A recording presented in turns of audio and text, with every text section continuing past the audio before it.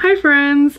This video is a little bit out of my scope because I'm going to be talking about a whole handful of books that I have not read. I have been meaning to film this video for months and I finally just went and sat down at a coffee shop and researched it and did it! My teacup kind of looks like it has a tampon string, but it's fine. I am very fascinated at the turn of the year with the concept of what's entering the public domain this year, because if you don't know, copyright laws dictate that you cannot use copywritten material or have it for free or reference it in your own works until it has hit the public domain. For each country there's a different list of requirements. Even in the US, which this will primarily focus on, it's still pretty complicated, but the gist of it is anything in the US that was published after January 1st, 1978 is copywritten until 75 years after the author's death, specific to books. The date that I'm looking toward is 2118 or whatever that year will be called, 2118. That is the year that Twilight will go into the public domain, assuming Stephanie Meyer lives to the average age of 75. But either way, I will be dead and gone by the time that Twilight will be available for free, and or I can do my own spin-off of it. But also on my radar, a little bit closer in, is The Chronicles of Narnia, which since it was written in 1950, God bless his soul, C.S. Lewis has departed us. That one will be closer in around 2045, so we've still got 20 years to cook up our ideas of how we want to use the Narnia plot elements and characters our own way. But for anything published before 1973, the typical rule is 95-ish years after it's been published, it'll get released into the public domain. So we're seeing a lot of things now from the 20s, since that's around the century mark, start to become into the public domain. A lot of the things that entered the public domain on January 1st, 2025 are exactly that. It's books that were published in the mid to late 1920s. A lot of it revolves around the themes of World War I, because now the society was at a time where a lot of writers like Hemingway were discussing the effects of World War I. Beyond books, there are some other media formats that have gone into the public domain, such as Walt Disney's The Skeleton Dance, which was a silly symphony short that fucking terrified me as a kid, so I hope to God I don't see this more often than I had to as a child. But also, one of the original comics of Popeye is now in the public domain. But anyway, the reason why I wanted to do this video is because I don't know if people are familiar with Project Gutenberg, but it has been my obsession and I've always wanted to do a video like this. It is a website that was founded in 1971 by Michael Hart, who is technically the inventor of the ebook, because back in the 70s he was given money to use one of the first computers, and his idea was we should make the Declaration of Independence available for anyone to read online. So he put it online and created technically the first ebook. So Project Gutenberg is the oldest online content provider. I'm not sponsored by them. I'm just very thankful for this concept. After uploading the Declaration of Independence, which is a very interesting place to start, but very American of us, things like the Bible and Shakespeare had never been available digitally before. So over the years that really ramped up. Into the 90s is when it really kicked off, and there was now a structured schedule for uploading content, and now we're at the point where there are hundreds of thousands of documents uploaded online for anyone to download for free. Project Gutenberg exists in other domains. I know there's a Canadian version, a European version, and an Australian version among others, but there's a ton of different manuscripts in other languages as well. So I would say that it's pretty globally approachable. For all of the books that are there, you can download them in multiple formats. You can either read them online where you don't have to download it at all. You can download the EPUB, which is compatible with like iBooks or Kindle, and I think you can even do PDF on some of them. So it's, again, just very accessible. They even do it in plain text purposefully in case the internet continues to shift in the future, so it will continue to live on beyond its time. And to reiterate, everything is free, so skip the Amazon ebook that's trying to charge you $3. The top books on the website in the last 30 days were things like Frankenstein and Pride and Prejudice, Romeo and Juliet, Alice's Adventures in Wonderland, Moby Dick. So if you have ever considered buying those physically or downloading an ebook for money, I would highly recommend visiting Project Gutenberg or a similar public domain content site like that in your country where you can read it for free, because it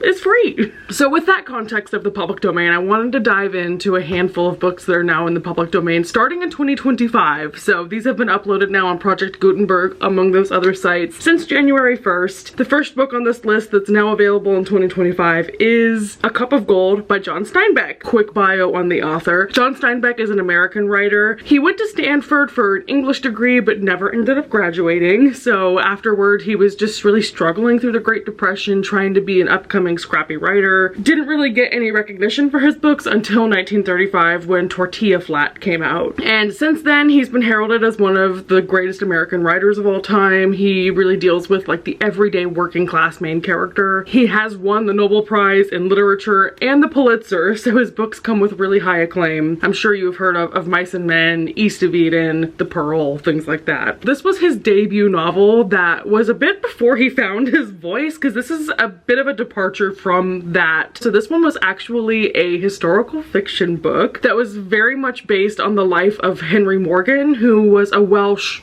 colonizer who sailed to the Caribbean, did a lot of fucking around and finding out there, but he conquered an ancient city in Panama. And this book is pretty much just a fictionalized version of that. It's this quest, almost adjacent to like an Arthurian quest, with a little bit of fantastical elements, despite it also being a bit biographical. So the synopsis describes this as like a swashbuckling pirate tale. He's also in search of this woman in Panama called La Santa Roja, and the moral of it all being in his hunt for glory and for women that you just gotta be careful what you wish for. It is a less than 200-page book set in the 17th century. It only has 4,000 ratings on Goodreads and a quite weak rating of 3.4 stars. Reviewers say that it's kind of all over the place. It's trying to be romance, but it's not very romantic. There are a lot of tangents, but if you want to read Steinbeck from start to end, this is now free, so why not take advantage of that? And it is like a good adventure story. So the first line of this book I'll leave you with is, "All afternoon the wind sifted out of the black Welsh glens, crying notice that winter was come sliding down over the world from the pole,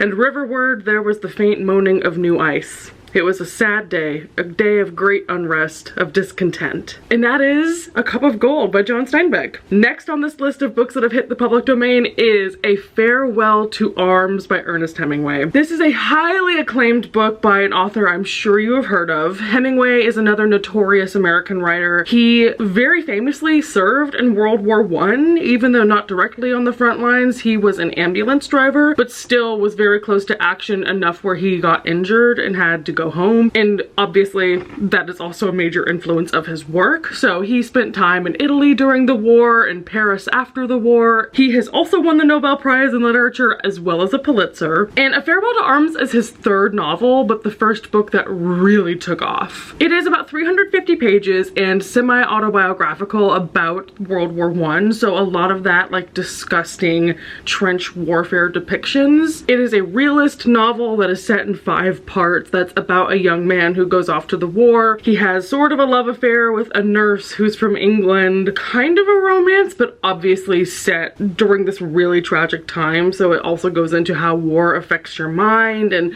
the futility of war and just the horror of it all. One of the things that stuck with me is he rewrote the ending to this book upwards of a dozen times, or even double that. Probably was worth it because a lot of the reviewers say that the ending of this book is amazing. A Farewell to Arms has 337,000 Goodreads reviews with a 3.8 star rating, so pretty popular book and pretty decent rating. Overall, all the readers just say it is very raw and difficult subject matter, but it is excellently written. Even though there is some one-dimensional, sexist-ish portrayal of like the female love interest, people either think that it's really sad and really depressing or just a little bit boring. So to leave you off with, the first lines of this book is, "In the late summer of that year, we lived in a house in a village that looked across the river and the plain to the mountains.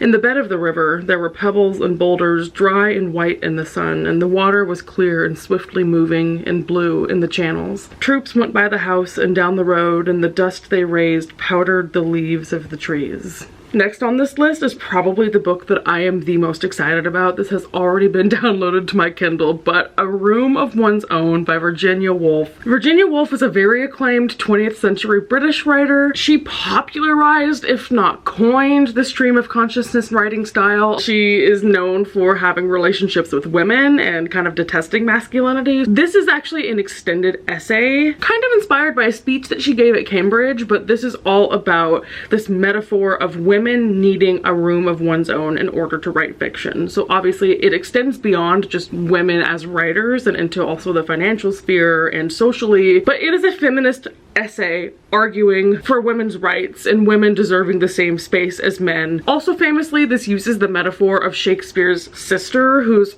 obviously fictional, but Virginia Woolf argues that Shakespeare's sister, even if she had greater or equivalent talent, would not be able to succeed as much as he did because she didn't have the space and ability pretty much in society to write in his leisure as he does. The very famous thesis statement of this entire essay is the line, "A woman must have money and a room of her own if she is to write fiction." So that is the through line throughout the entire book.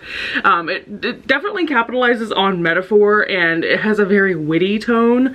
A lot of reviewers say that it's clever and it's rich in metaphors with a lot of mic dropping moments. There's over 230,000 ratings and a 4.2 stars, with a lot of people saying that every woman should read this, and especially if you're a reader or a writer, this would be very pertinent to you. But the writing style can be dense. The first line is, "But you may say, we asked you to speak about women in fiction.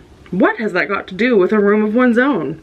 I will try to explain. So I will be reading that ASAP. The next book on this list is another return to World War I fiction. So this is All Quiet on the Western Front, which is actually the first English translation of this book, originally written by Eric Maria Remarque, translated by Arthur Wesley Wien. I say it's the first English translation because this book was originally published in German, and the German version actually is in the published domain as of last year. The German version was titled Im Westen nichts Neues, and the writer Eric was a German writer. His middle name is Maria because he changed it to be his mother's name after she passed away, which I think was so sweet. I was like choking up in the coffee shop. So this is a very interesting book. If you've heard anything about it, you know that it is regarded as one of, if not the greatest war novel of all time. It was not intended to be overtly anti-war. It's still fictional, and the first line that I'll read to you in a bit actually blatantly says it's not trying to be anti-war, but this book ended up being banned and burned by Nazis in the later decades. Actually, this author's sister was anti-Nazi and was executed, so he had a very difficult life writing this, and even now, even though it was immediately a very big success, and now it is still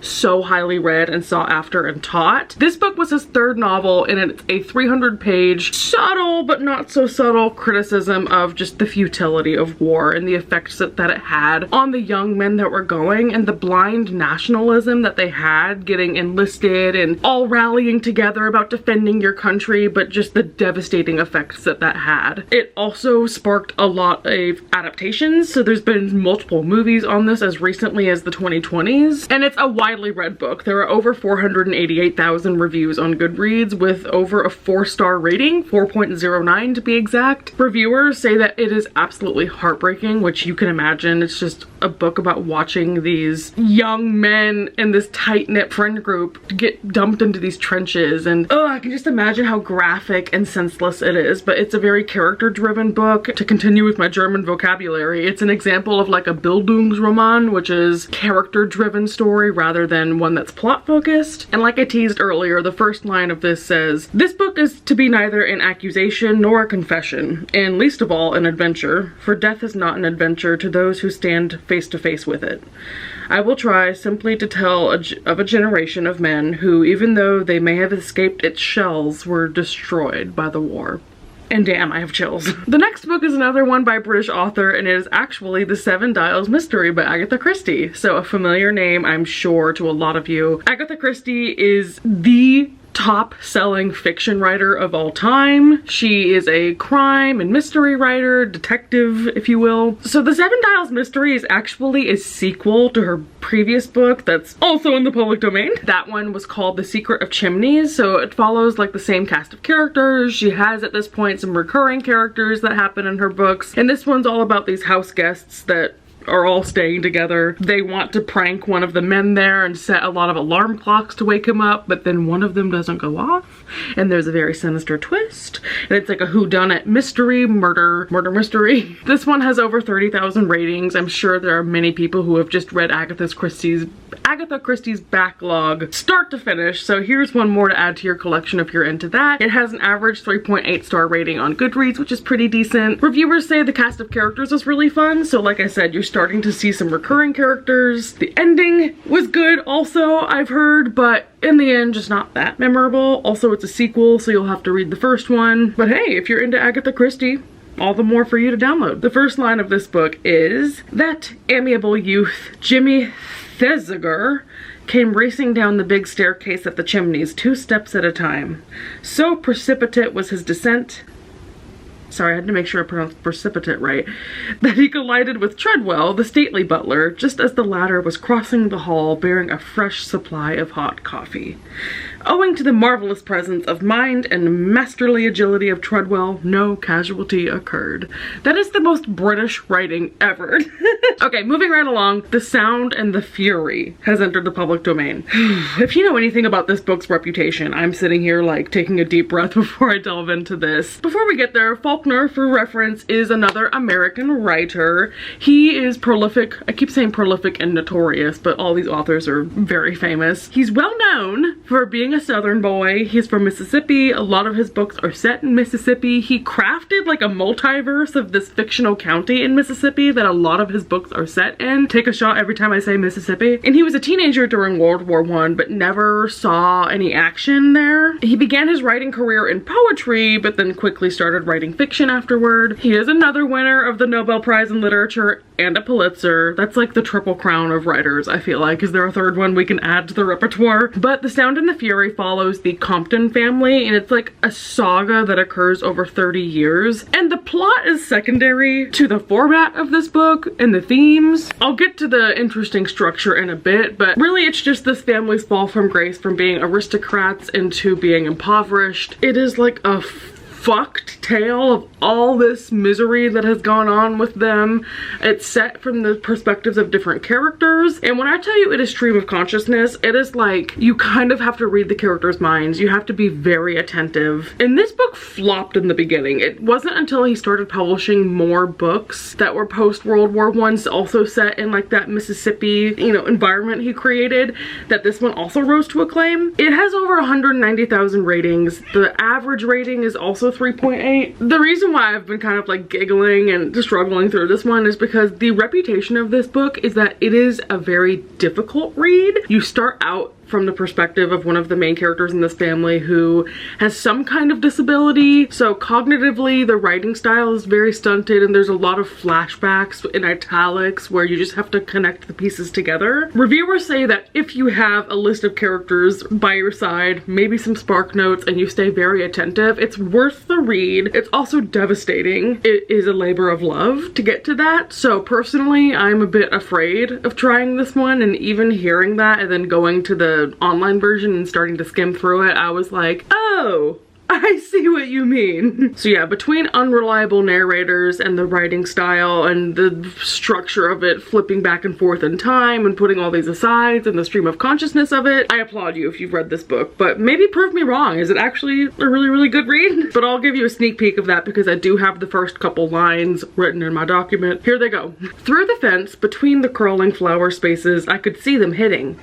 They were coming toward where the flag was, and I went along the fence. Luster was hunting in the grass by the flower tree. They took the flag out, and they were hitting. Then they put the flag back, and they went into the table, and he hit, the other hit. Then they went on, and I went along the fence. Luster came away from the flower tree, and we went along the fence. And they stopped, and we stopped, and I looked through the fence, while Luster was hunting in the grass." I'm gonna be honest, when I read that to paste it into the document, I was like, what the fuck is going on here? And now I'm like, Are they playing golf? Good luck if you read it. Let me know if I should give it a try. So those were all the details that I had on like the main books that are hitting the free public domain download links. I do have a handful of honorable mentions and just other fun things if you're interested. First, there is Toad of Toad Hall by A.A. Milne, which is the same author as the Winnie the Pooh series. The Story of My Experiments with Truth by Mahatma Gandhi is also now in the public domain. Also Dodsworth by Sinclair Lewis. Laughing Boy, a Navajo Love Story by Oliver Lafarge. This one I thought was interesting, but Tarzan and the Lost Empire by Edgar Rice Burroughs is the 12th out of 24th book in the Tarzan series. I had no idea that there were 12 books now in the public domain about Tarzan. So that could be a fun read, but there's also God's Man by Lynd Ward, which is the first graphic novel or one of the earliest ones. It is all these arts, what are they called? Like the carvings that you